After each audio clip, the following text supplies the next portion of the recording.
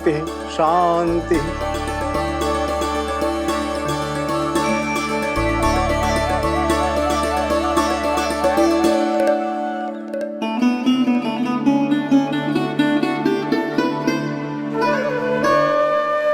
अब प्रथमेश भगवान श्री गणेश की पूजा करेंगे। भगवान श्री गणेश को गंध, हल्दी और धूप चढ़ाइए। परम धाम परम ब्रह्म परेशम परमेश्वरम विघ्न विघ्नकरम शांतम पुष्टकांतम।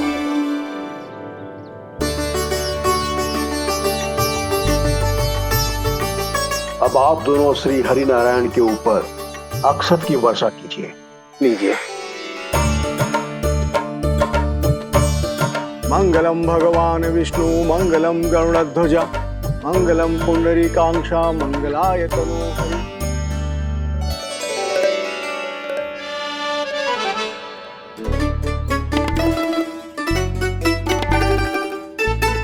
यशोदा,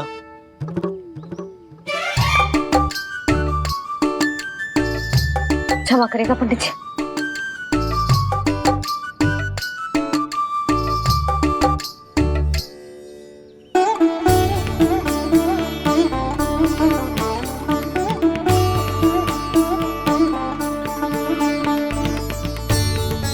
षोडशोपचार विधि संपन्न हुई। अब आप दोनों आंखें बंद करके प्रेम पूर्वक इष्ट देवता से लल्ला के स्वास्थ्य, हित और दीर्घायु के लिए प्रार्थना कीजिए। परम धाम परम ब्रह्म परेशम परमेश्वरम विघ्न विघ्नकरम शांतम पुष्टकांतमनंतकम सुरासुरेंद्र सिद्धेंद्र स्तुतम स्तौम्य परात्परम सुरपति दिनेशम जगणेश कलायनम इदं स्तोत्रम महापुण्यम विघ्नशोकहरम।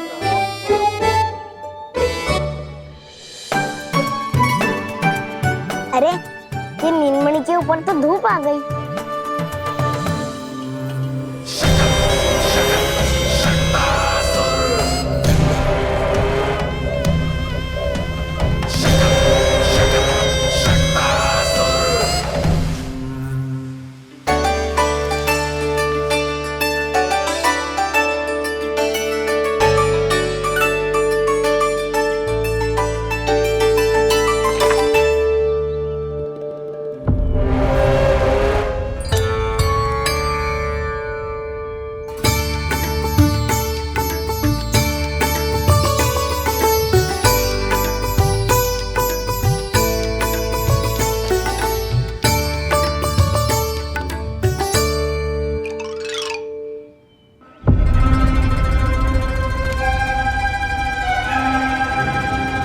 ये धूप तो बार बार आ रही है नीलमणि पर, किंतु ताई जी की बात भी माननी है।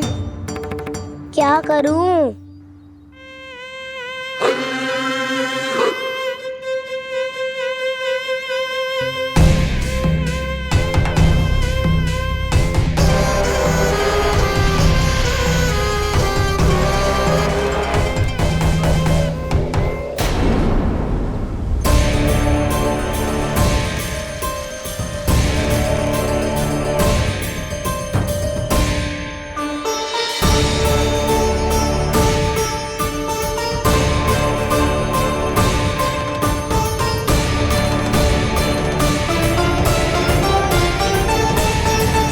जे उज्जवल भी ना एक कार्य ठीक से ना कर सकता। कहाँ है लल्ला?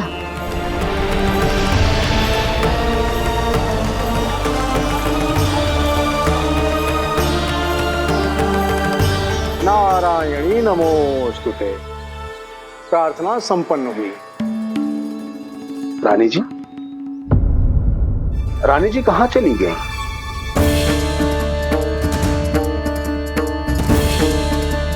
वो रहो, उज्जवल ने तो पक्की छाव में कर दियो है। मैं व्यर्थ ही क्रोधित हो रही थी। यशोदा, पूजा का संकल्प लेने के पश्चात ऐसे उठकर जानो ठीक ना है।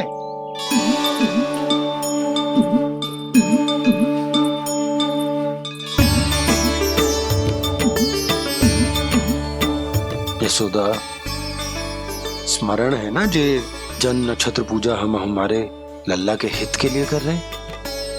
ओम सहना भवतु सहनो भुनक्तु सह वीर्यं करवावहै तेजस्विनावधीतमस्तु मा विद्विषावहै।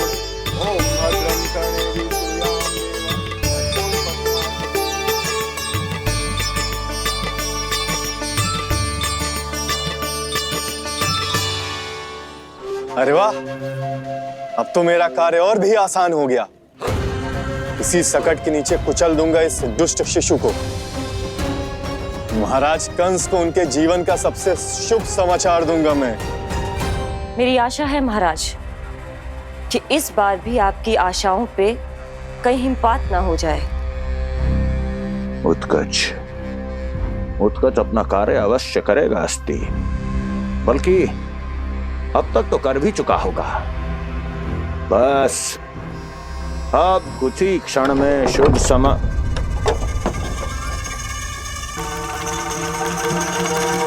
लो, आ गया मेरा शुभ समाचार।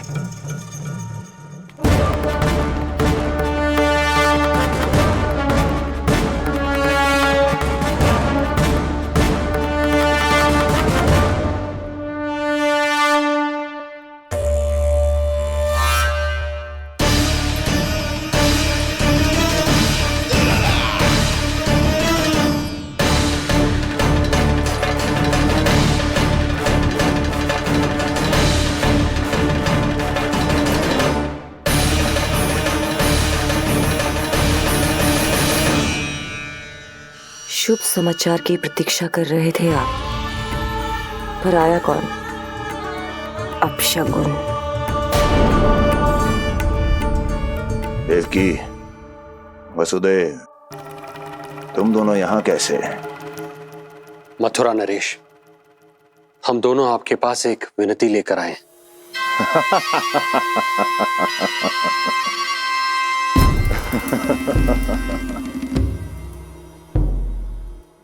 जानते हो वसुदेव, मुझे आश्चर्य इस बात का नहीं कि तुम मेरे पास विनती लेकर आए हो।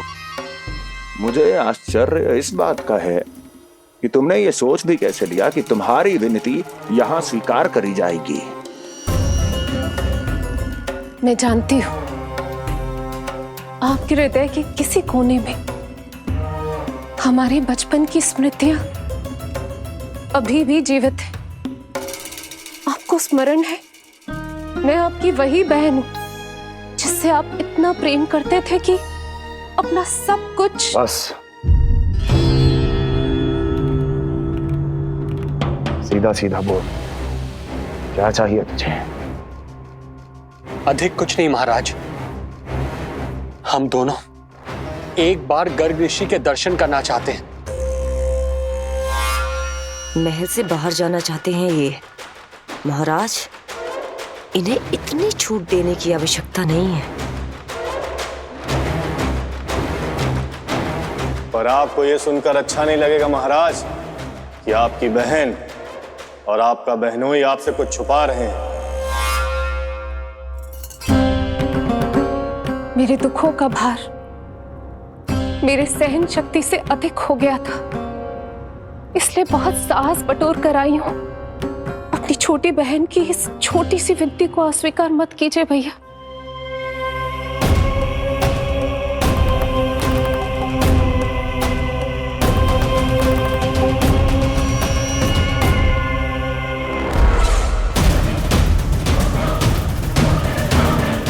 छी छी छी छी। कैसा भाई हूं मैं? मेरी बहन और मेरा बहनोई सामने खड़े हैं और मैं एक अभिमानी सम्राट की तरह इस सिंहासन पर बैठा हूं। छी, नहीं नहीं, ऐसे हाथ जोड़कर मुझे लज्जित ना करें। अरे हाथ तो मुझे जोड़ने चाहिए आप दोनों के सामने। ए देवकी, क्या तेरा भाई इतना निर्दयी है क्या? अरे तेरी एक छोटी सी इच्छा भी स्वीकार नहीं करूंगा क्या? क्या चाहती है? गर्ग ऋषि के आश्रम जाना है तो जा। कुंवर जी, आप तनिक भी चिंता मत कीजिए। कंस अपने परिवार की इच्छा पूरी नहीं करेगा तो किसकी करेगा? आप बस यात्रा की तैयारी कीजिए, आपकी यात्रा का प्रबंध शीघ्र ही हो जाएगा। धन्यवाद मथुरा नरेश। बहुत बहुत धन्यवाद भैया। ठहरिए।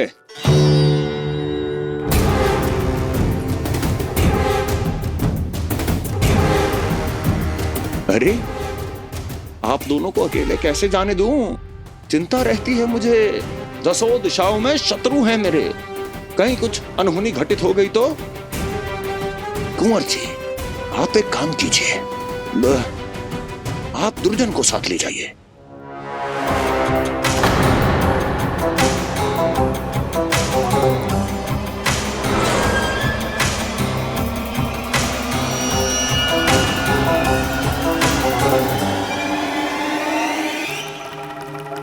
जो आ गया महाराज।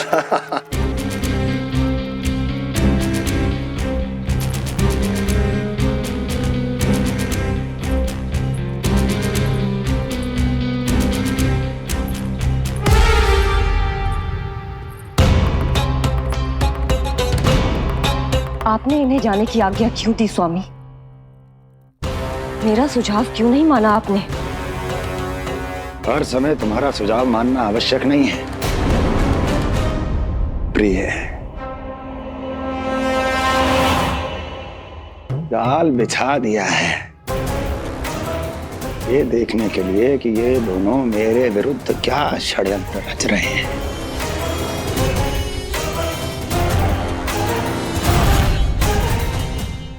पूतना और सूक्ष्म बुद्धि की तरह मैं तेरे जाल में नहीं फंसूंगा विष्णु अवतार। उन्होंने तेरे सामने आने की भूल की थी, पर मैं तुझे दिखाई नहीं दूंगा। अदृश्य रूप में ही तेरा वध करूंगा।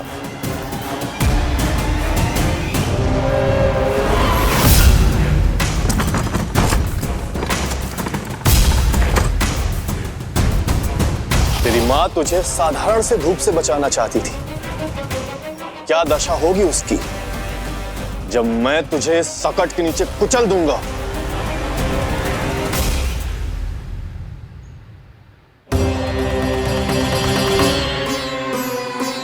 जाने ये पूजा कब समाप्त होगी?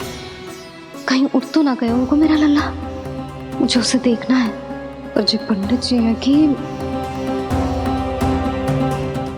अब देख कैसे इस शकट के भार के नीचे दब जाता है तेरा कोमल तन।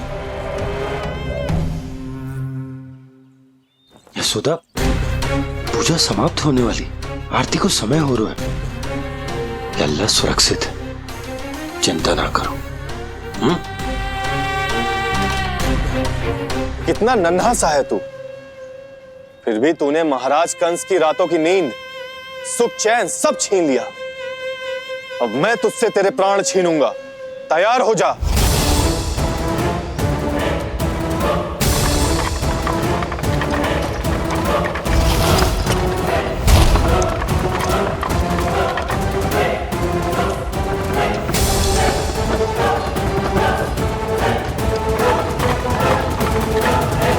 ये क्या हो रहा है?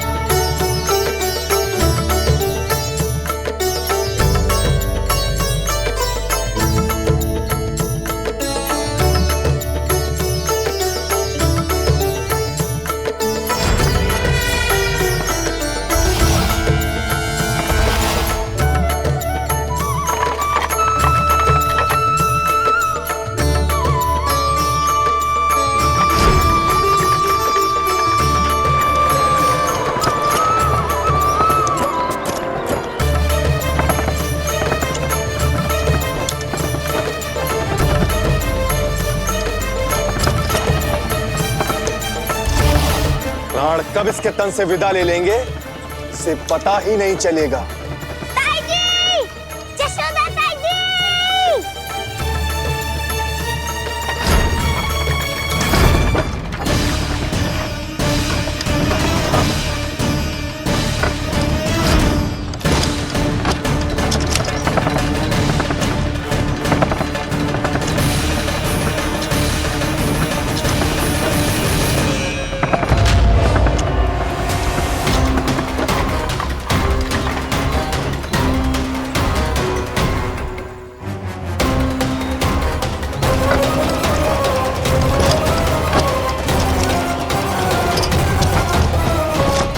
निद्रा देवी, समय हो गया है।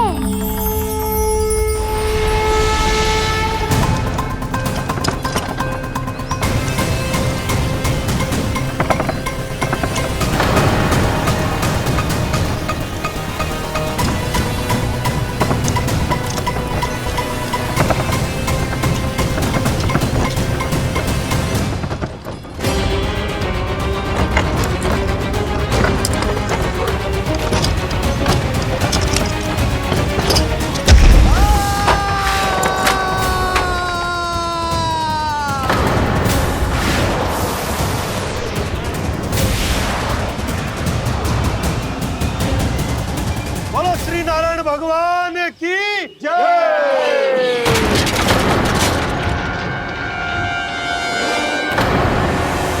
यशोदा दाई जी, जल्दी आओ।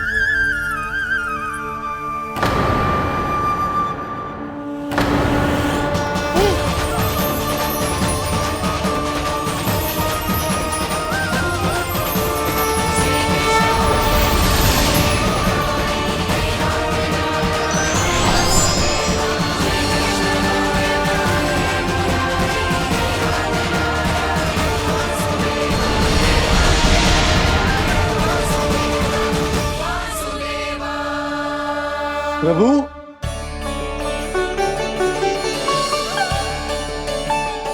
प्रभु, मैंने आपके अवतार को हानि पहुंचाने का प्रयास किया, फिर भी आपने मुझे दर्शन दिया। देने ही पड़े। तुम्हें मेरे चरणों का स्पर्श जो मिल गया, तुम्हें आश्चर्य हो रहा होगा। एक साधारण से स्पर्श से तुम्हें वो मिला जो बड़े से बड़े ऋषियों को भी कठिन से कठिन तपस्या के बाद भी नहीं मिलता। इसका उत्तर तुम्हारे अतीत में छुपा है। दैत्य हिरण्याक्ष के पुत्र के रूप में तुम्हारा जन्म हुआ था। शीघ्र ही तुम बहुत अधिक विशाल और असीम बलशाली हो गए थे, पर तुम अपनी शक्ति का प्रयोग अनुचित ढंग से करते थे। एक दिन तुमने महर्षि लोमस के आश्रम में बहुत ही उत्पात मचाया, हरे भरे वृक्षों को नष्ट कर दिया।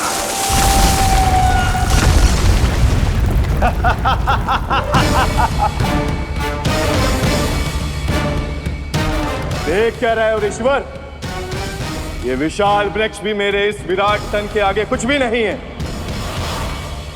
जिसे स्वयं अर्जित तक नहीं किया, उस तन पर इतना अभिमान। तो सुन ले, जिनसे तेरा तन बना है, उन्हीं पंच तत्वों में इसी क्षण ये विलीन हो जाएगा। ये मेरा श्राप है तुझे, मेरा श्राप है तुझे।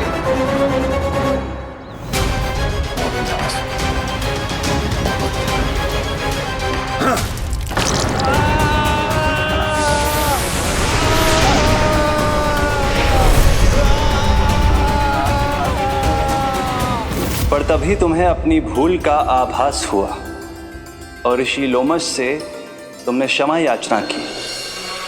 क्षमा करे ऋषिवर, क्षमा करे। मैं मूर्ख, अभिमानी हूँ, अज्ञानी हूँ, परंतु आप तो दया के सागर है। कृपा करे ऋषिवर, कृपा करे।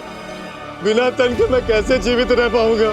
तुम जीवित भी रहोगे और अपने दैनिक कार्यों का संचालन भी कर पाओगे, किंतु सजीव प्राणियों या निर्जीव वस्तुओं की सहायता से। ऐसा जीवन तो मृत्यु के समान है ऋषिवर। इससे अच्छा है आप मुझे जीवन से मुक्ति दे दो। मुक्ति भी अवश्य मिलेगी तुम्हें, पर जब तुम परम प्रभु श्री हरि नारायण के चरणों का स्पर्श करोगे, चरणों का स्पर्श करोगे। और यही नहीं शक्तासुर, कल जब तुम मुझे खोज नहीं पा रहे थे तब भी तुमने हार नहीं मानी। 7 प्रहर तक 7 बार मेरी और मेरे गोकुल की परिक्रमा की। इस क्रम में तुमने अनजाने में ही अपना पश्चाताप पूरा किया और पुण्य अर्जित कर लिया। इसलिए मैं तुम्हें मोक्ष प्रदान करता हूं।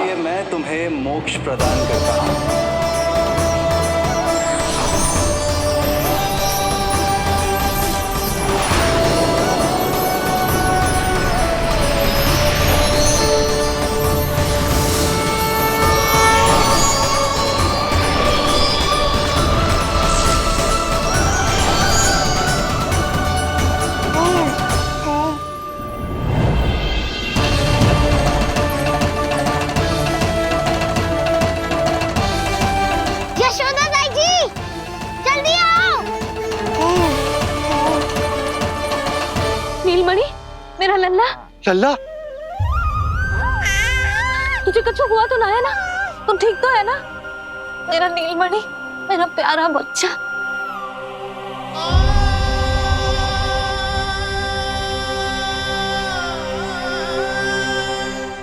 भोला, बंसी, ये सब क्या है?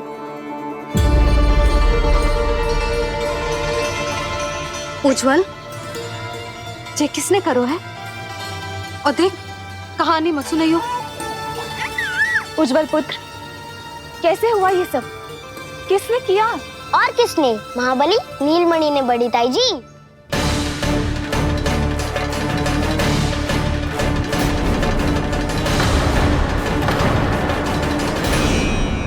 जी क्या बोल रहे हो? सच्ची सच्ची बता।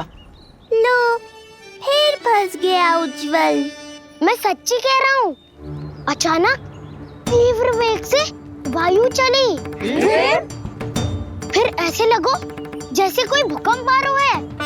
और फिर जब मैंने देखा तो ये सकट अपने आप हिल रही थी, खड़खड़ खड़खड़ खड़खड़ खड़खड़। फिर मैंने साहस दिखाया और उस सकट को रोकने का प्रयास करो। पर सकट ना रुको, जे हिले ही जा रहा था, खड़खड़ खड़खड़ खड़खड़ खड़खड़ खड़खड़ खड़खड़। और फिर ऐसे ही हिलते हुए अचानक से आगे बढ़कर सीधा नीलमणि के ऊपर चला आए हो। फिर सकट भी हिल रहा था, खड़खड़ खड़खड़, और सकट का सामान भी हिल रहा था, थरथर थरथर। ऐसा लगो जैसे सकट नीलमणि को कुचलने को।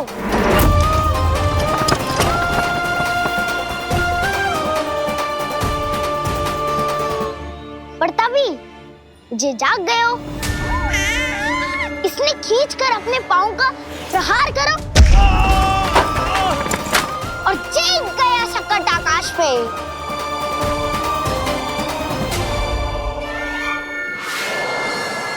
और फिर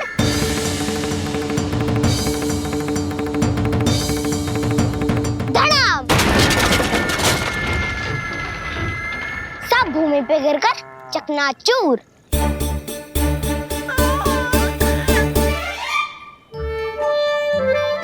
मैं सच्ची कह रहा हूँ ताई जी, नीलमणि के पैर का स्पर्श होते ही वो सकट ऐसे वायु में उड़ी जैसे कोई फूल। अच्छा, और जो तेरे हाथ में ये माखन है, ये भी अपने आप उड़ के आ गया होगा ना? हाँ, मैं सच्ची कह रहा हूँ। सदा बड़पोलापन, ये अच्छी बात ना है लल्ला, सत्य बता।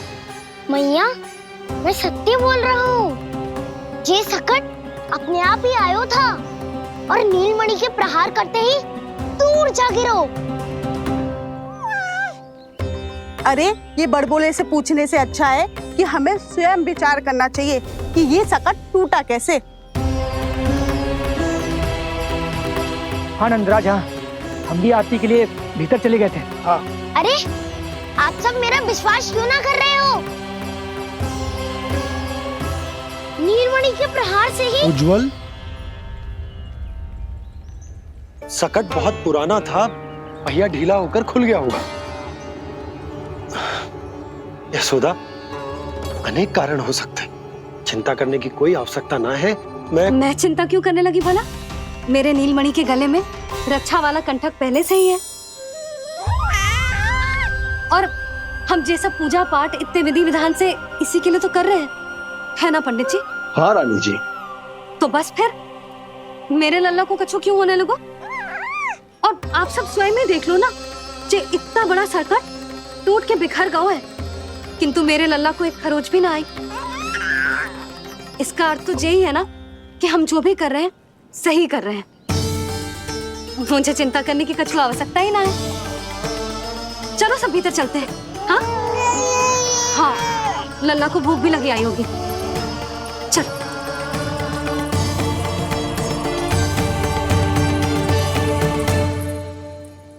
नंदराज जी, अब हमें भी आज्ञा दीजिए। प्रणाम पंडित जी। ध्यान कहाँ था तुम दोनों का? और अधिक सावधान रहने की आवश्यकता थी ना। क्षमा कीजिए नंदराज।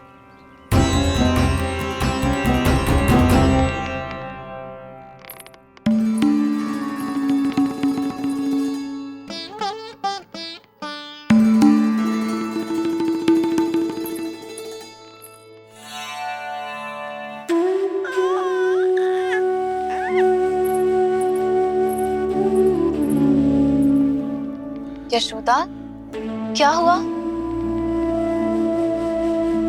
बोलो ना, क्या सोच रही हो? मुझे बहुत चिंता हो रही है जीजी। मेरे लल्ला के साथ कुछ ना कुछ दुर्घटना होती रहती है। अरे, अभी बाहर ही तुम सबको समझा रही थी, अब भीतर आते ही क्या हो गया तुम्हें? बाहर समझाने वाली मैं ना थी जीजी, वो तो गोकुल की रानी जसोदा थी, किंतु भीतर से मैं अपने नीलमणि की मैया हूँ, बस। और एक मैया को कितनी चिंता होती है, इसे आपसे अधिक कौन जान सकता है। बहुत बड़ा धक्का लगा है मैया को इस घटना से। अब तो ये मेरी रक्षा के लिए और भी अधिक चिंतित हो जाएंगी। यंत्र का कंठक, पूजा पाठ, इतने सारे प्रहरी, सुरक्षा के प्रबंध, यदि इतने सबके बाद भी मैं अपने लल्ला की रक्षा न कर पाई तो मुझसे अधिक अभागी कौन हो सकती है? मैं तुम्हारे मन की दशा समझती हूँ यशोदा। इसी चिंता के कारण ही तो मैंने आज तक अपने पुत्र को छुपा कर रखा है। मैं जानती हूँ चिच्ची, मैं समझती हूँ। मैंने तो नीलमणि के लिए इतने सारे संस्कार भी करो है, पूजा पाठ की है, किंतु मैंने तो आज तक अपने पुत्र का एक भी संस्कार नहीं किया है। आंसू पोंछ लीजिए बड़ी माँ, शीघ्र ही सब कुछ ठीक हो जाएगा। जब मैंने उसे जन्म दिया, उसके बाद से आज तक न उसे घर के बाहर लाई हूँ, न कोई संस्कार किया है। मैं तो उसका नामकरण भी नहीं करवा पाई हूँ यशोदा। उसके जन्म के समय स्वामी ने ये संदेश भिजवाया था कि उस कंस को हमारे पुत्र के बारे में तनिक भी भनक नहीं पड़नी चाहिए। तब से आज तक भय के छाव में जीती आई हूँ कि वो कंस कहीं हमारे पुत्र को भी ना मार दे, जैसे देवकी के सारे संतानों को मार दिया है। ये आशंका कभी सत्य नहीं होगी बड़ी माँ, मैं हूँ ना।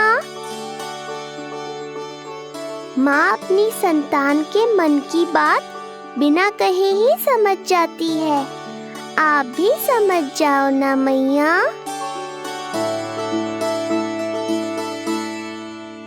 जीजी, हमें रोना ना चाहिए।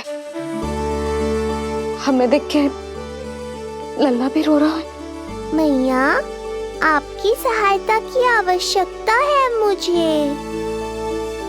मुझे ऐसे क्यों लग रहा है जैसे लल्ला मुझसे कुछ कहना चाह रहा है। दाऊ को हम सबसे दूर कब तक रखेंगे बड़ी माँ? ये सोच रहा होगा कि अब तक आपने इसके दाव को छुपा के क्यों रखो है। मैं उनसे मिलना चाहता हूँ मैया। चिच्ची, कितना मन करता होगा ना इसका अपने दाऊ से मिलने का। और आपके लल्ला का भी तो मन करता होगा ना कि अपने छोटे भाई को मिले। कितनी बातें करते हैं हम दोनों की इनके सामने। हाँ यशोदा, मैं भी अपने पुत्र को नीलमणि के बारे में सब कुछ बताती हूँ। तो बस फिर हमें साथ साथ रखिए ना। मेरा आधा हिस्सा है वो, उनके बिना मैं अधूरा हूँ मैया। ये दोनों भाई एक दूसरे के बिना अधूरे हैं जिज्जी। हमें इन दोनों को साथ ही रखना चाहिए। आप ही सोचो, यदि नीलमणि की रक्षा होगी तो आपका लल्ला भी तो सुरक्षित रहेगा। तुम सच कह रही हो यशोदा, हमें इन दोनों को मिलाना चाहिए और साथ में ही रखना चाहिए, सुरक्षित। तब तो शीघ्र ही पंडित जी को बुलाकर हमें शुभ मुहूर्त निकलवाना चाहिए।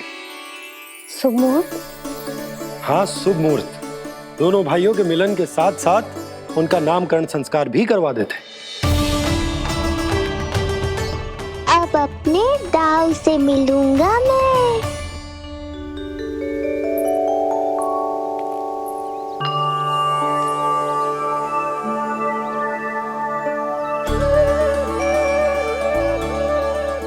ऋषिवर की दिव्य आभा के कारण ये वातावरण कितना शुद्ध, कितना पवित्र लग रहा है ना।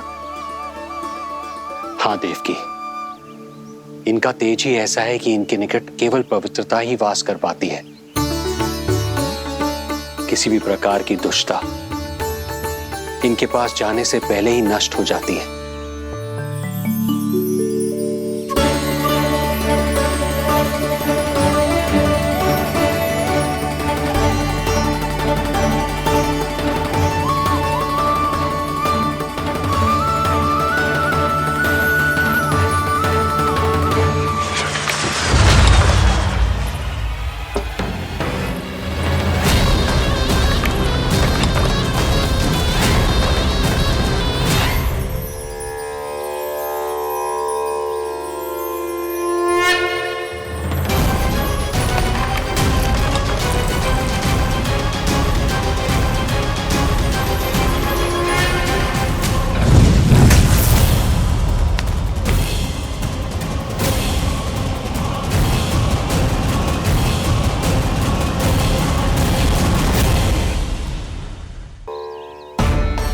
इनका तेज ही ऐसा है कि इनके निकट केवल पवित्रता ही वास कर पाती है।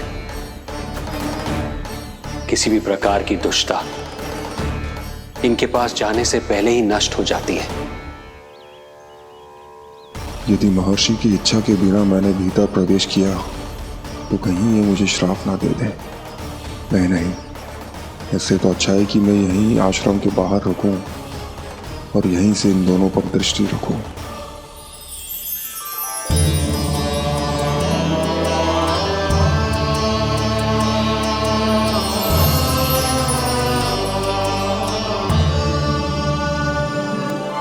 आपके आने का आभास हो गया था राजन। गुरुदेव, जो संतानें हमने खो दी है उनका श्राद्ध करवाने की विनती लेकर हम आपके पास आए हैं। आपका आना व्यर्थ नहीं जाएगा राजन, परंतु मुझे आभास हो रहा है श्राद्ध कर्म इस भेंट का एकमात्र कारण नहीं है।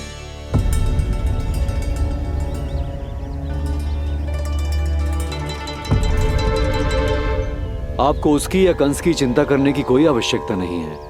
निश्चिंत होकर बताइए कि आपकी इच्छा क्या है।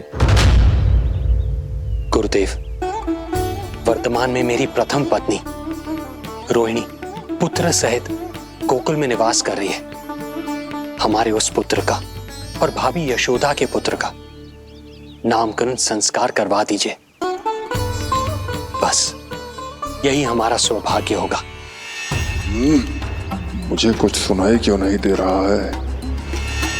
देवी रोहिणी से उत्पन्न आपका पुत्र यादव कुल का राजकुमार है और यादवों का गुरु होने के नाते उसका संस्कार कराना हमारा कर्तव्य है। परंतु यशोदा पुत्र का नामकरण वो आप मुझसे क्यों करवाना चाहते हैं?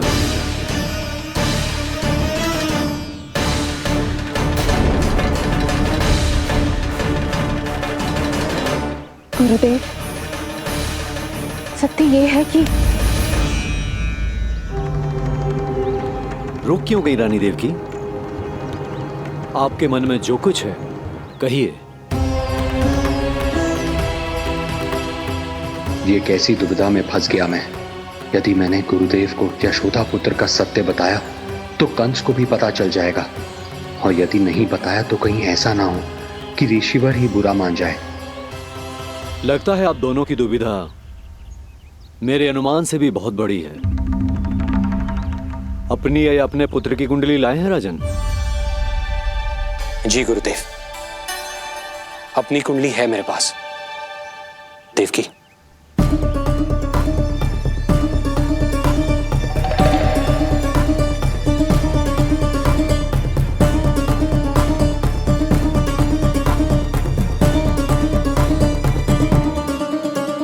जो रहस्य आप नहीं बता पा रहे हैं राजन, वो ये कुंडली बताएगी।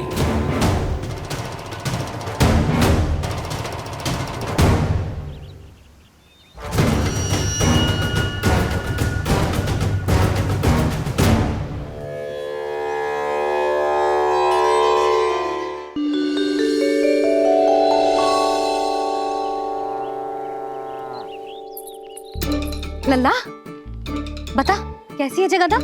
मैया को हो क्या गया है आज? देख, सही सही बताइयो।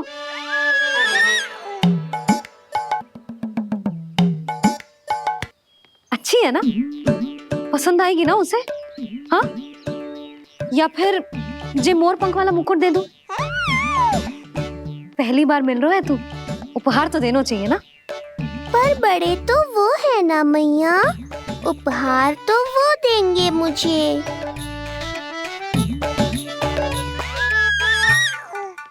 ना ना, मोर पंख वाला मुकुट तो मेरे लल्ला का है ना, जे ना दे सकते। तेरे जैसा कोई कंठक या चांदी वाला कड़ा दे दूं? हाँ? इस मिलन के लिए मुझसे अधिक उतावली तो मैया है।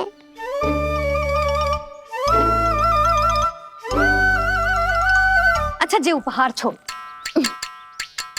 तू तो जे बता कि तू उसे बुलाएगा क्या कह के? अन्य सभी के जैसे बड़े भैया या गांव वालों के जैसे दद्दा बुलाएगो, या फिर बड़े नगरों में जैसे बुलाते हैं ज्येष्ठ भ्राता बुलाएगो, या फिर प्रेम से बुलाएगो दाऊ दाऊ बुलाएगो ना?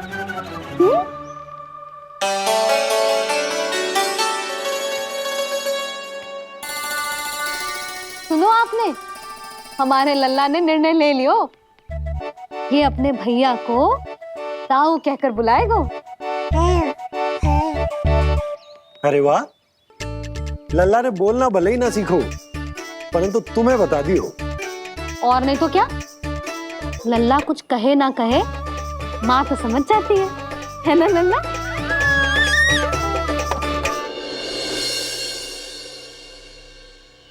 और इसने दाऊ वाली बात पे हाँ भी की है।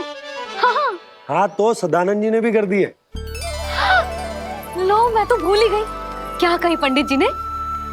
बता तो उन्हें यशोदा, बाहर से आया हूँ, हाथ पैर तो धो लूं। हाँ, ले लो। अब बताओ, कब का मुहूर्त निकालो है? तनिक हाथ मुंह पूछ लो। अब बताओ क्या कही उन्होंने? यशोदा, थक गए हूँ, तनिक सांस तो लेने दो। बाहर से आया हूँ, जलना पूछोगी?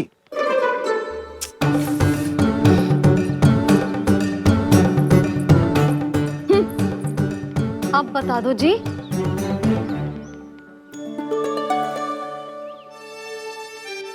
बाबा, अब बता भी दो, नहीं तो खेल खेल में खेल हो जाएगा। हाँ, बताओ।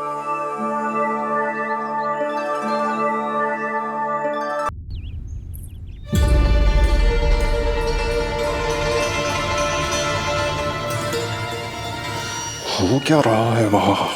ये क्या दिया है राजकुमारी ने?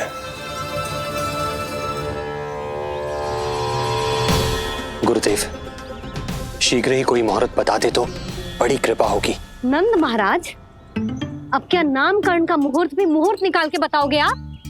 हैं? क्रोधित क्यों हो रही हो यशोदा? बताता हूँ, धैर्य धरो। हाथ मुंह धो लिया, जल पी लिया, विश्राम कर लिया, अब कितनी प्रतीक्षा करवाओगे? हैं?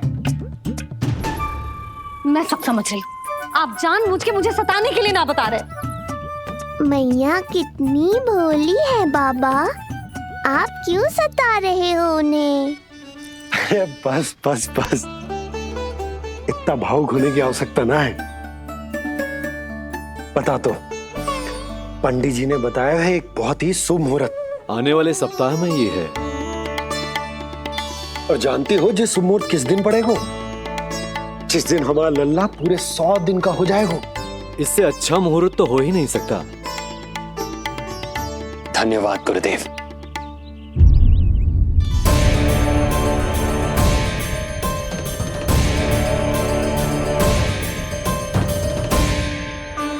क्या हुआ गुरुदेव? कुछ समस्या है क्या? जो सत्य सारे संसार को पता है और जो संकेत ये कुंडली दे रही है, दोनों में विरोधाभास है राजन।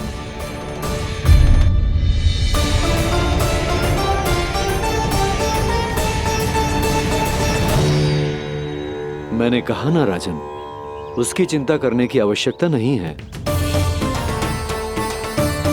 ये कुंडली मुझसे कह रही है कि आपके भाग्य में केवल पुत्र थे। आपके भाग्य में केवल पुत्र थे, तो पुत्री कैसे हुई?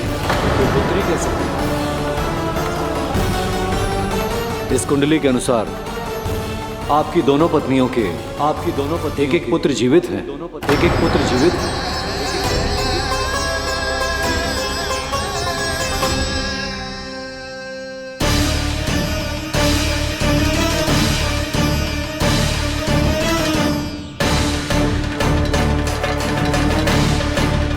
देवकी, गुरुदेव मैं कुछ कैसे? कहने की आवश्यकता नहीं है राजन, मैं जानता हूं। मेरे प्रश्नों के उत्तर कहां मिलेंगे? अरे कौन से प्रश्न और कैसे उत्तर? किस बारे में बात कर रहे हैं?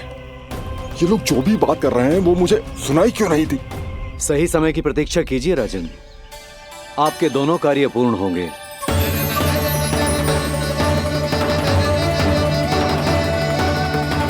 अब आप निश्चिंत होकर जाइए और प्रसन्नता मनाने की तैयारी कीजिए। आपका बहुत बहुत धन्यवाद गुरुदेव। प्रणाम।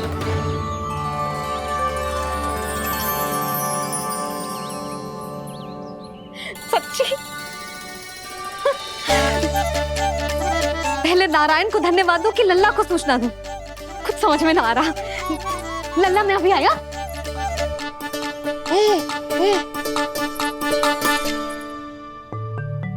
आपका बहुत बहुत धन्यवाद नारायण। अब शीघ्र ही मेरे लल्ला और उसके दाऊ को उनके नाम मिल जाएंगे, वो नाम जिससे वे पूरे संसार में पहचाने जाएंगे। अब लल्ला को बताती हूँ। लल्ला, तू जैसे ही 100 दिवस का हो जाएगा, तेरा और तेरे दाऊ का नामकरण हो जाएगा। हाँ। किंतु आपने तो बताओगी ना, हम इन दोनों को मिलवा कब सकते हैं? क्या देख रहे हो, बताओ तो। यशोदा, पंडित जी ने कही कि दोनों भाइयों को मिलवाने के लिए कोई मुहूर्त की आवश्यकता ना है, तो हम चाहें तो इन्हें आज भी मिलवा सकते हैं। लल्ला सुनो तूने, तू आज ही अपने दाऊ से मिल सकता है। मैं अभी सारी तैयारियां करती हूँ। भव्य मिलन होगा गोकुल में, भव्य मिलन। कुंडली के अनुसार इन दोनों के 8 पुत्रों में से 2 जीवित बचे हैं। पहला तो रोहिणी पुत्र है, पर दूसरा कौन है? और वो कन्या कौन थी जिसे कंस ने मारा था? वासुदेव की कुंडली में अभी तक पुत्री योग बना ही नहीं है।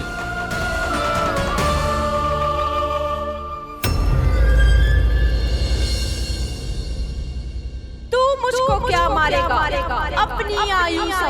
काल तेरा अवतरित रूप है उसका उपाय।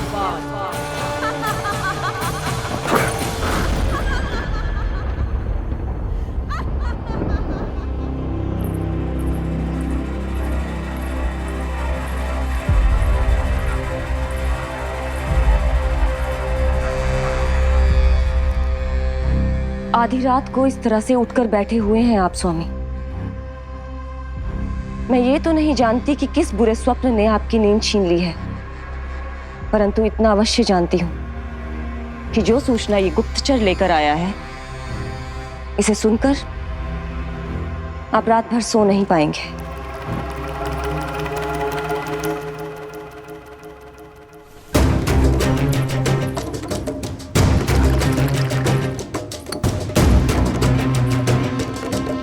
क्या सूचना है?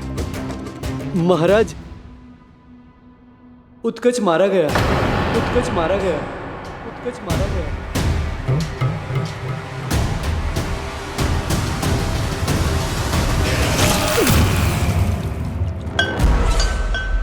सूद बूद खो गए हो क्या अपनी? जो दिखता ही नहीं उसे मारा कैसे जा सकता है? इसने स्वयं देखा था महाराज।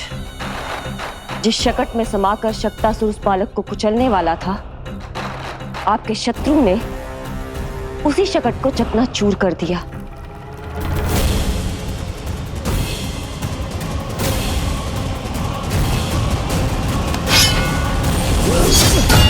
महाराज क्षमा।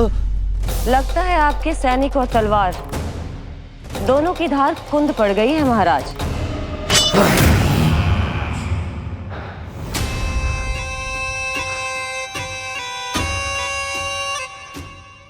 इस तलवार की धार पर अब तभी विश्वास दृढ़ होगा जब ये उस बालक के रक्त से स्नान कर लेगी।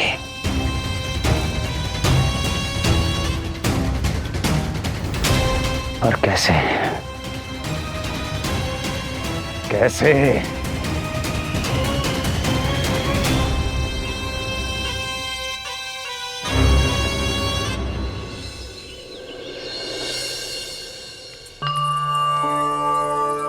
कैसी लगी तुझे दाऊ से मिलने की तैयारी? बहुत अच्छी है मैया, पर उससे भी अच्छी है वो प्रसन्नता जो इस मिलन के उत्साह में मुझे आपकी आंखों में दिख रही है।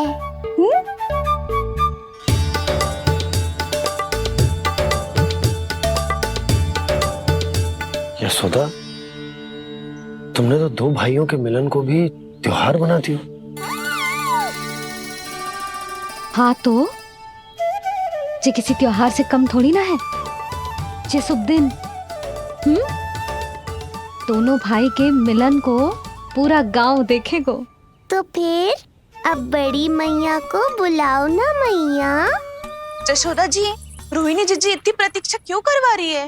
इतने दिवस से छुपा के रखे हो लल्ला को, अब तो शीघ्रता करनी चाहिए ना, है ना भाभी? प्रतीक्षा अवश्य की है, किंतु फल भी तो मीठा मिलेगा। आती होंगी रोहिणी जीजी।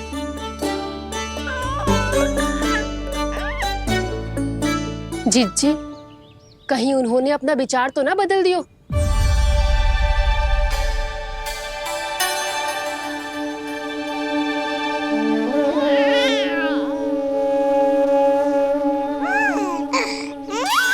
कितनी शीघ्र चिंतित हो जाते हो आप सब।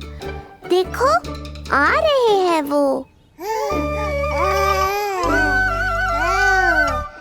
लाल छुपा रखने को विवश थी नियति की सताई, भूल के भय माज प्रभु की जग सम्मुख है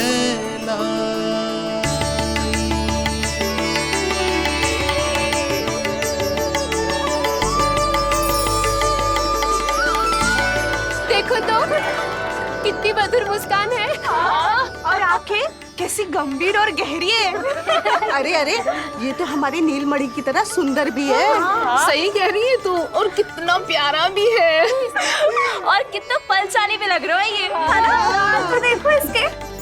बिल्कुल लाल लाल टमाटर की तरह। देखो तो दाऊ आए नहीं कि ये सब की सब मुझे भूल ही गई। अरे हटो सामने से, मुझे भी तो देखने दो।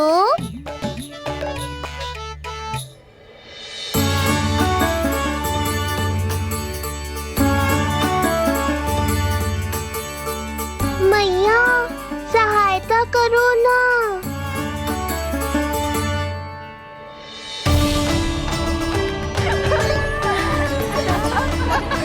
चलो हटो सब, हटो हटो हटो, हटो सामने से। चलो दोनों भाइयों को एक दूसरे से मिलने तो दो।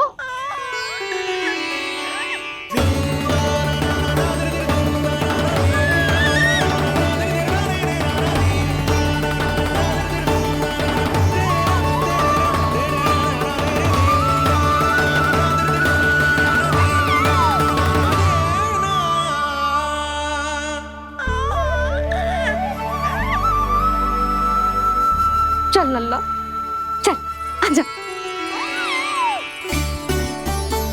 देख लल्ला, आ गए जे तेरे भैया, तेरा दाऊ। जी भर के बातें करो और निहारो एक दूसरे को। लाओ जिज्जी, आजा। जे रहे तेरे दाऊ। आओ जिज्जी।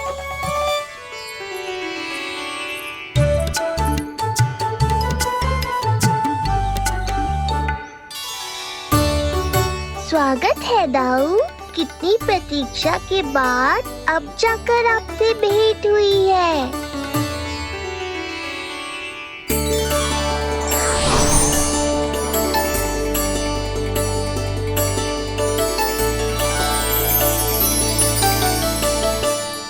क्या हुआ दाऊ, मुझे पहचान नहीं पा रहे? कितनी देर लगाओगे दाऊ? अब तो पहचान लो, छोटा भाई हूँ आपका।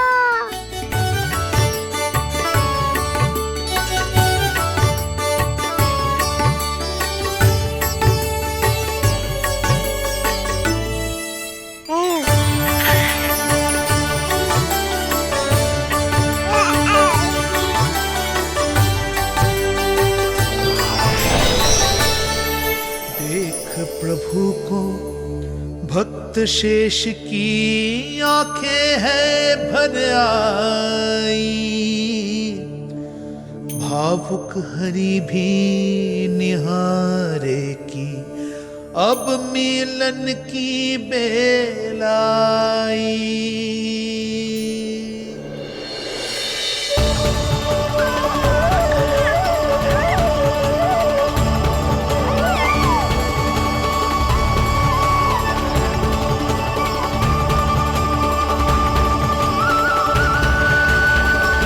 प्रभु, आपके दर्शन पाकर मैं धन्य हो गया। प्रभु नहीं, छोटा भाई पुकारो शेष। ये कैसे संभव है? आप नारायण हैं, मेरे प्रभु। ये जानते हुए भी मैं आपसे बड़ा कैसे बन सकता हूँ? हर दुविधा की तरह इसका भी समाधान है शेष। अब तो हम एक दूसरे से मिल भी चुके हैं। पृथ्वी पर हमारा सूत्र जुड़ चुका है, इसलिए समय के साथ तुम ये भूल जाओगे कि तुम्हारा ये भाई मेरा ही अवतार है। ये क्या कह रहे हैं प्रभु? वही जो आवश्यक है, नहीं तो तुम नीलमणि के बड़े भाई होने का कर्तव्य कैसे निभाओगे? कैसे डांटोगे मुझे? और बड़े होने के नाते मुझ पर अधिकार कैसे दिखाओगे? पर प्रभु, पर किंतु परंतु ये सब भूल जाओ शेष। आज से इसी क्षण से मैं हूं तुम्हारा छोटा भाई और तुम मेरे ताऊ। मैं हूं तुम्हारा छोटा भाई और तुम मेरे ताऊ। नारायण नारायण दाऊ। दोनों इतने सुंदर लग रहे हैं, मेरी तो दृष्टि भी ना हट रही इससे। कहीं मेरी ही दृष्टि ना लग जाए नहीं। ये तो प्रतिदिन की कथा है दाऊ। हे नारायण, मेरे कानों से तो अभी से रक्त निकलने लगा। आदत डाल लो दाऊ, अब तो सहना ही पड़ेगा। वो देख रहे हो, सुलक्षणा चाची सबसे अधिक चतुर यही है। केवल अधिक चतुर ही नहीं नीलमणि, बहुत अधिक सयानी भी है ये। बिल्कुल सही पहचाना दाऊ, पर आप चिंता मत करो, मैं हूँ ना, मैं संभाल लूंगा इन सबको। देखो तो जिज्जी, इन दोनों की दृष्टि एक दूसरे से ऐसी चिपक गई है कि अब हटने का नाम ही ना ले रही। ये सूचक है उस प्रेम के बंधन का जिसमें ये दोनों भाई आज के बाद सदा के लिए बंध जाएंगे।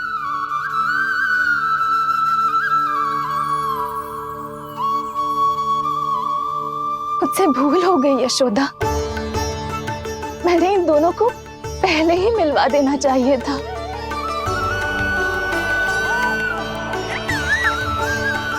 मैं कहती थी ना आपसे।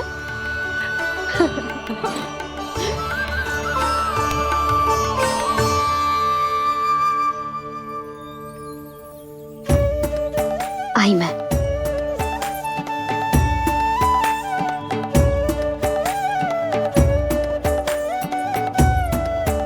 क्या सोच रहे हो ऐसे खड़े खड़े? देख रहा हूं दोनों भाइयों का ये मिलन किसी त्योहार से कम थोड़ी ना। सही कहा था तुमने।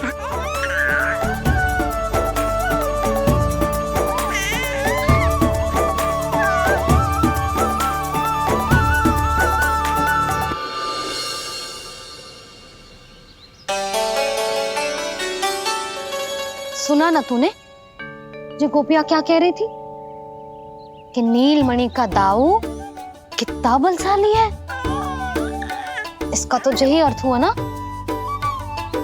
कि नीलमणि अपने दाऊ जितना बलशाली ना है। अब समझा मैया कि आज मुझसे इतना व्यायाम क्यों करवाया जा रहा है। पर मुझे पता है मेरा नीलमणि सबसे अधिक बलशाली है। हाँ।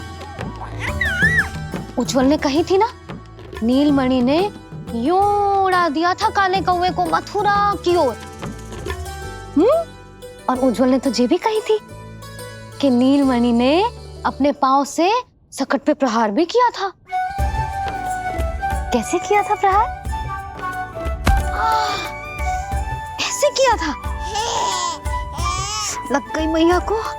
कैसे किया था? फिर से बता कैसे किया था?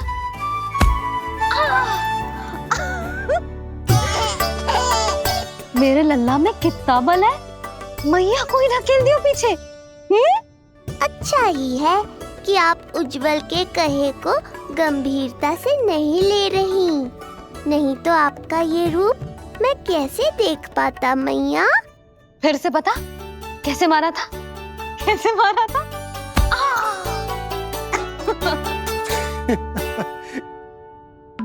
लल्ला तू बड़े के जैसे कब से हंसने लगो?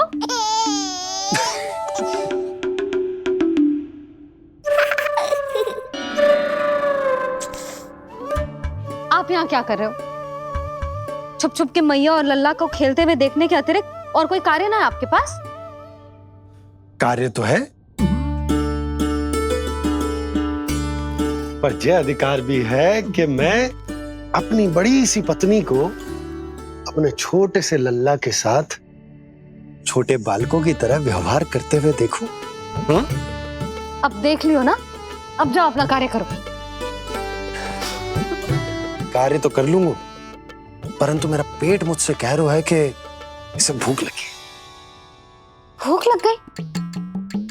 भोजन का समय होगा।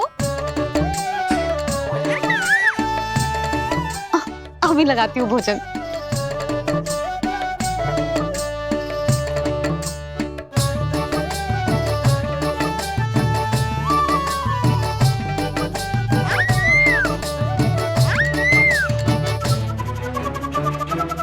क्या हुआ लल्ला? इतना उतावला क्यों हो रहा है तू? तुझे भी भूख लगी आई है क्या? सच्ची में भूख लगी आई है कि मंद मंद मुस्कुरा के मैया को बांधना चाहता है? तनिक रुक जा, तेरे बाबा को भोजन परोस के यूं गई और यूं आई। मेरा अच्छा लल्ला। आई।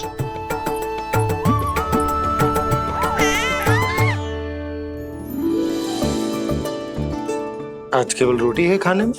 ना, दाल है ना, तरकारी भी है, दही है, लड्डू भी है। तो दाल ले आओ। अभी लाई है।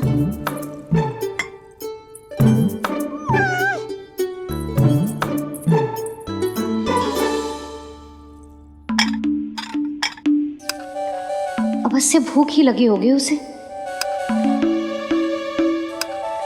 यशोदा, दही नहीं दाल।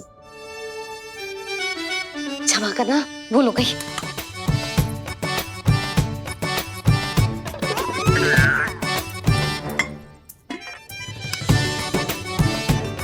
यशोदा, दाल दाल।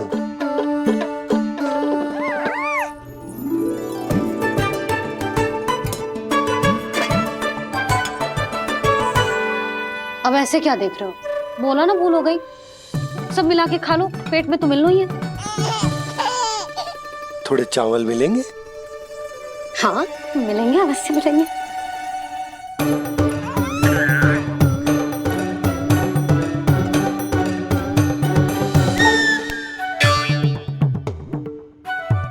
लड्डू नहीं, चावल।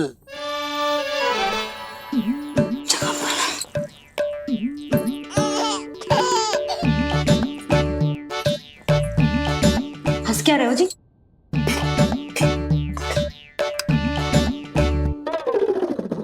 आज व्यायाम भी बहुत कस के करवाओ था मैंने, कहीं अधिक भूख तो ना लगी होगी। सच्ची है यशोदा,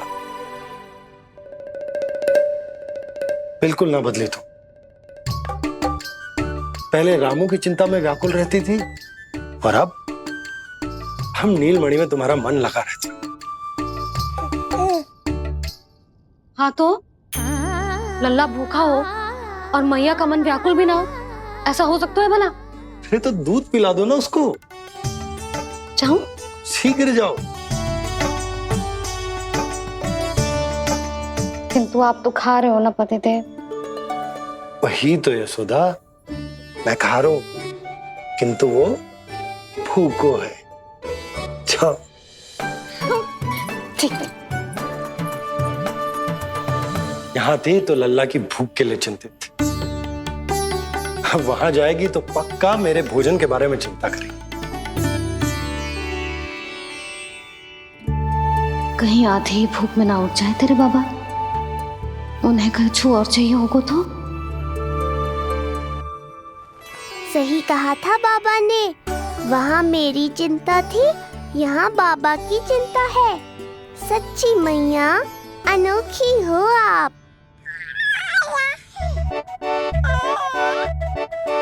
अरे इतने से पेट भर गया तेरा?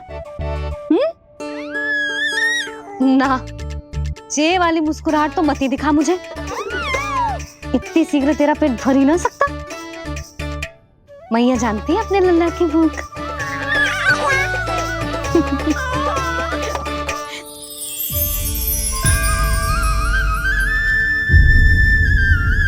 ये क्या है? लल्ला, ये क्या था तेरे मुंह में? दिखा दिखा।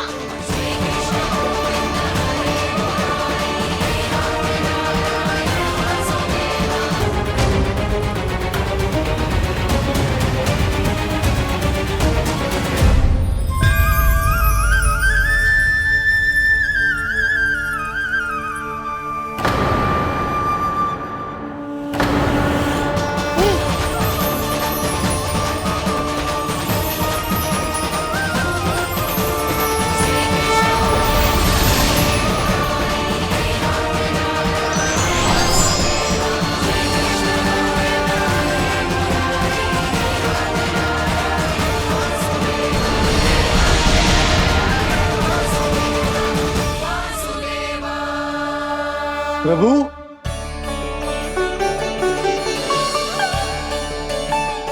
प्रभु, मैंने आपके अवतार को हानि पहुंचाने का प्रयास किया, फिर भी आपने मुझे दर्शन दिया।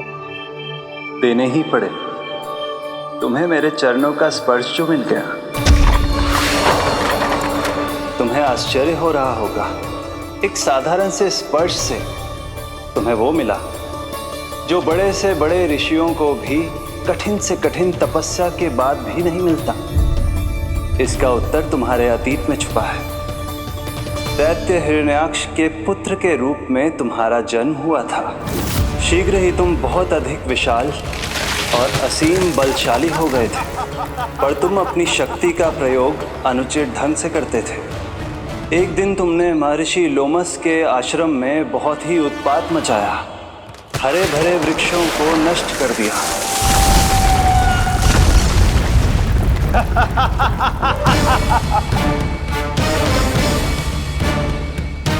देख क्या रहे हो ऋषिवर?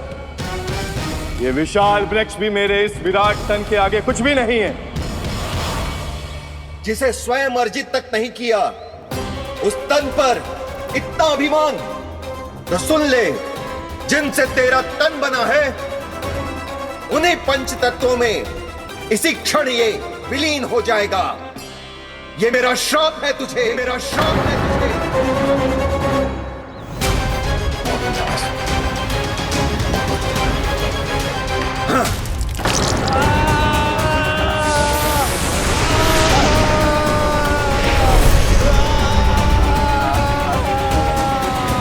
पर तभी तुम्हें अपनी भूल का आभास हुआ और ऋषि लोमस से तुमने क्षमा याचना की।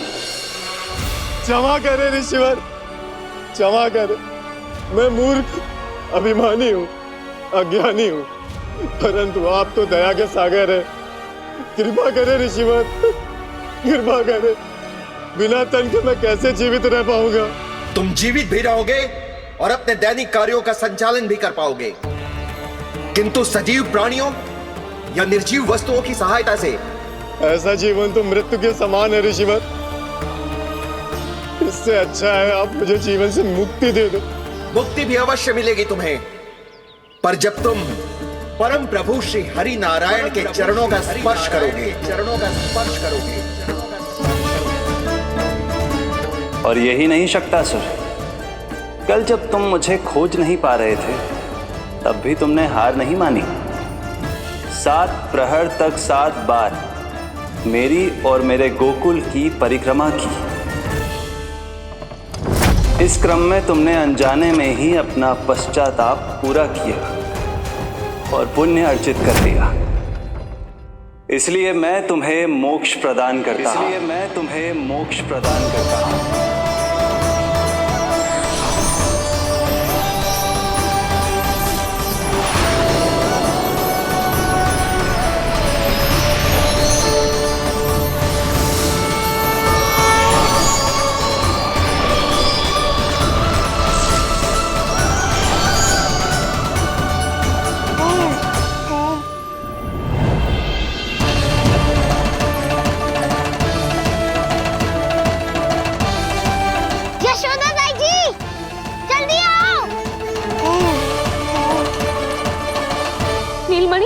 मेरा लल्ला, लल्ला, तुझे कुछ हुआ तो ना है ना? तुम ठीक तो है ना? मेरा नीलमणि, मेरा प्यारा बच्चा।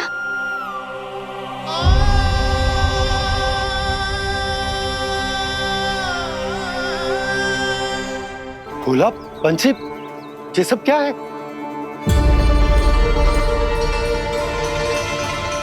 उज्जवल, ये किसने करो है? और देख, कहानी मत सुनाइयो। उज्जवल पुत्र, कैसे हुआ ये सब? किसने किया? और किसने? महाबली नीलमणि ने बड़ी ताई जी।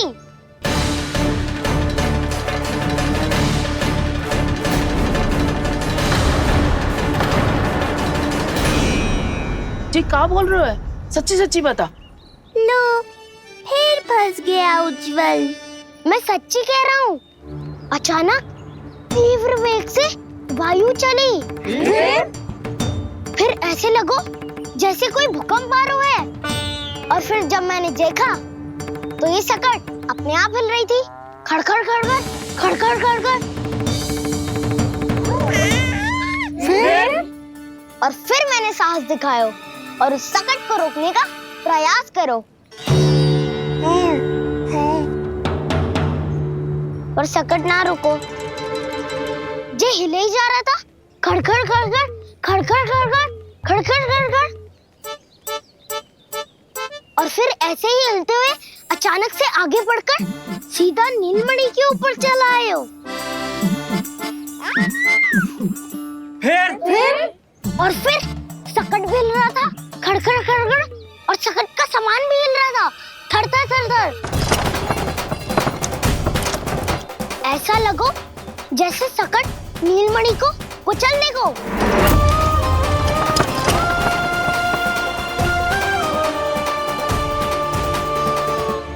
पर तभी जे जाग गए हो, इसने खींचकर अपने पांव का प्रहार करो और जीत गया सकट आकाश पे।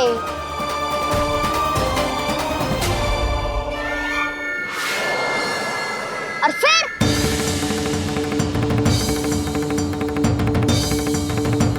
धड़ाम, सब भूमि पे गिरकर चकनाचूर।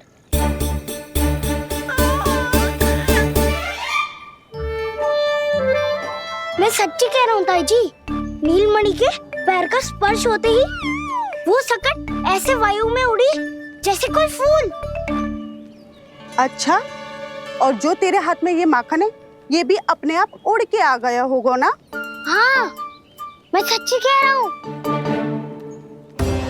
सदा बड़पोलापन, ये अच्छी बात ना है लल्ला, सत्य बता। मैया, मैं सत्य बोल रहा हूँ। ये सकट अपने आप ही आयो था और नीलमणि के प्रहार करते ही दूर जा गिरो। अरे, ये बड़बोले से पूछने से अच्छा है कि हमें स्वयं विचार करना चाहिए कि ये सकट टूटा कैसे। हाँ नंदराज, हाँ, हम भी आरती के लिए भीतर चले गए थे। हाँ। अरे, आप सब मेरा विश्वास क्यों ना कर रहे हो? नीलमणि के प्रहार से ही उज्जवल,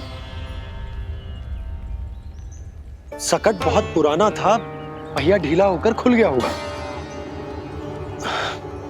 यशोदा, अनेक कारण हो सकते हैं, चिंता करने की कोई आवश्यकता ना है। मैं चिंता क्यों करने लगी भला? मेरे नीलमणि के गले में रक्षा वाला कंठक पहले से ही है, और हम जैसा पूजा पाठ इतने विधि विधान से इसी के लिए तो कर रहे हैं, है ना पंडित जी? हाँ रानी जी। तो बस फिर मेरे लल्ला को कछु क्यों होने लगो? और आप सब स्वयं ही देख लो ना, जे इतना बड़ा सकट टूट के बिखर गया है, किंतु मेरे लल्ला को एक खरोच भी ना आई। इसका अर्थ तो यही है ना कि हम जो भी कर रहे हैं सही कर रहे हैं। मुझे चिंता करने की कछु आवश्यकता ही ना है। चलो सब भीतर चलते हैं। हाँ हाँ, लल्ला को भूख भी लगी आई होगी। चल।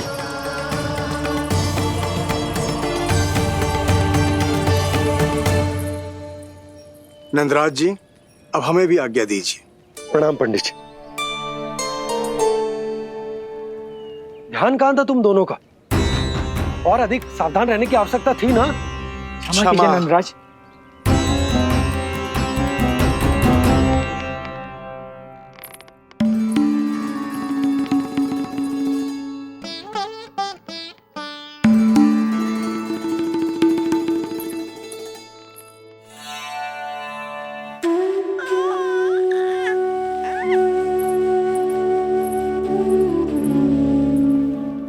यशोदा, क्या हुआ? बोलो ना, क्या सोच रही हो? मुझे बहुत चिंता हो रही है जीजी। मेरे लल्ला के साथ कुछ ना कुछ दुर्घटना होती रहती है। अरे, अभी बाहर ही तुम सबको समझा रही थी, अब भीतर आते ही क्या हो गया तुम्हें? बाहर समझाने वाली मैं ना थी जीजी, वो तो गोकुल की रानी जसोदा थी, किंतु भीतर से मैं अपने नीलमणि की मैया हूँ, बस। और एक मैया को कितनी चिंता होती है, उसे आपसे अधिक कौन जान सकता है। बहुत बड़ा धक्का लगा है मैया को इस घटना से। अब तो ये मेरी रक्षा के लिए और भी अधिक चिंतित हो जाएंगी। यंत्र का कंठक, पूजा पाठ, इतने सारे प्रहरी, सुरक्षा के प्रबंध, यदि इतने सबके बाद भी मैं अपने लल्ला की रक्षा न कर पाई तो मुझसे अधिक अभागी कौन हो सकती है। मैं तुम्हारे मन की दशा समझती हूँ यशोदा। इसी चिंता के कारण ही तो मैंने आज तक अपने पुत्र को छुपा कर रखा है। मैं जानती हूँ चिच्ची, मैं समझती हूँ। मैंने तो नीलमणि के लिए इतने सारे संस्कार भी करो है, पूजा पाठ की है, किंतु मैंने तो आज तक अपने पुत्र का एक भी संस्कार नहीं किया है। आंसू पोंछ लीजिए बड़ी माँ, शीघ्र ही सब कुछ ठीक हो जाएगा। जब मैंने उसे जन्म दिया उसके बाद से आज तक न उसे घर के बाहर लाई हूँ, न कोई संस्कार किया है। मैं तो उसका नामकरण भी नहीं करवा पाई हूँ यशोदा। उसके जन्म के समय स्वामी ने यह संदेश भिजवाया था कि उस कंस को हमारे पुत्र के बारे में तनिक भी भनक नहीं पड़नी चाहिए। तब से आज तक भय के छाव में जीती आई हूँ कि वो कंस कहीं हमारे पुत्र को भी ना मार दे, जैसे देवकी के सारे संतानों को मार दिया है। ये आशंका कभी सत्य नहीं होगी बड़ी माँ, मैं हूँ ना। माँ अपनी संतान के मन की बात बिना कहे ही समझ जाती है। आप भी समझ जाओ ना मैया।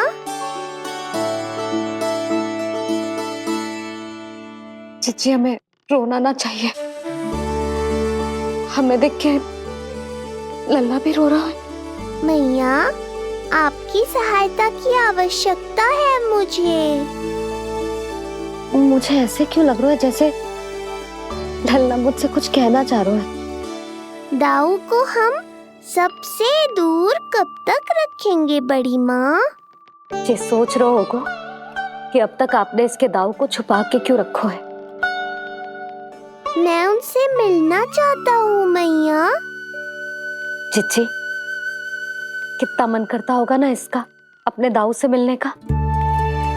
और आपके लल्ला का भी तो मन करता होगा ना कि अपने छोटे भाई को मिले। कितनी बातें करते हैं हम दोनों की इनके सामने। हाँ यशोदा, मैं भी अपने पुत्र को नीलमणि के बारे में सब कुछ बताती हूँ। तो बस फिर हमें साथ साथ रखिए ना। मेरा आधा हिस्सा है वो, उनके बिना मैं अधूरा हूँ मैया। ये दोनों भाई एक दूसरे के बिना अधूरे हैं जिज्जी। हमें इन दोनों को साथ ही रखना चाहिए। आप ही सोचो, यदि नीलमणि की रक्षा होगी तो आपका लल्ला भी तो सुरक्षित रहेगा। तुम सच कह रही हो यशोदा।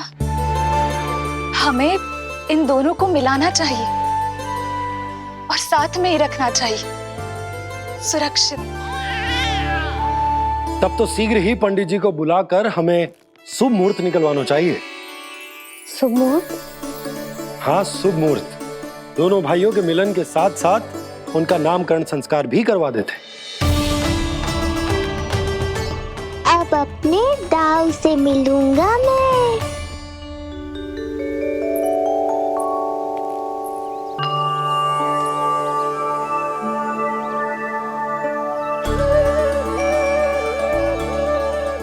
ऋषिवर की दिव्य आभा के कारण ये वातावरण कितना शुद्ध, कितना पवित्र लग रहा है ना।